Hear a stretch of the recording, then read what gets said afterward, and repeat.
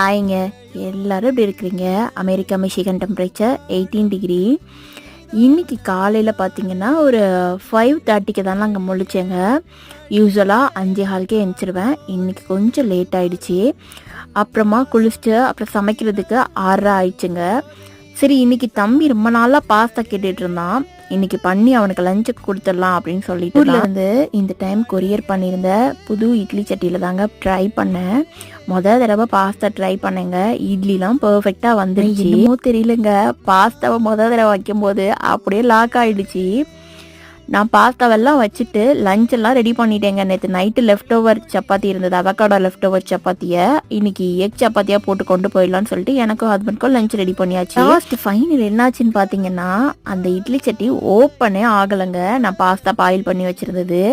இது எப்படி ஓப்பன் பண்ணேன் எதுனாலும் நாளைக்கு ஷார்ட்ஸில் ஷேர் பண்ணேன். ஒரு நாள் மட்டும் பசங்களை ஸ்கூலில் லஞ்சு சாப்பிட சொன்னேங்க.